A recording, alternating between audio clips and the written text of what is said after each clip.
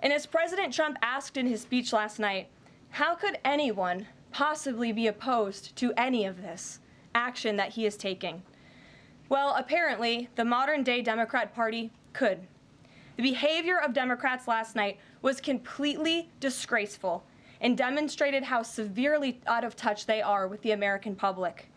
It was the most shameful moment in the history of presidential addresses in that beautiful chamber.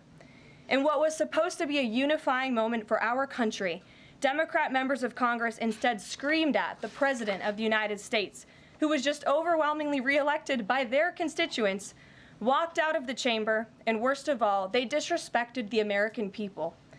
Democrats didn't stand to keep men out of women's sports. They couldn't even clap for a girl who got her head smashed in by a man on a volleyball court. Democrats didn't stand for an innocent and beautiful child who is surviving brain cancer. They opposed eliminating taxes on tips and Social Security. They didn't stand in favor of cutting taxes for hardworking Americans. They couldn't even clap for two mothers whose daughters were killed by illegal aliens. One of the only things that could get Democrats off their feet last night was cheering for Ukraine, not for America. Last night was a very clarifying moment for our country. The Democrats exposed themselves as the party of insanity and hate, the party that wants to put America last. They've allowed their Trump derangement syndrome to stop them from celebrating America and our people, and we will not allow them to forget that. And it's not just the Democrat Party. The mainstream media still doesn't get it.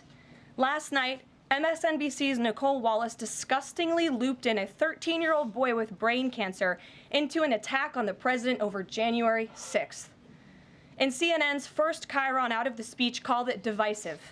President Trump wasn't divisive. The Democrats were.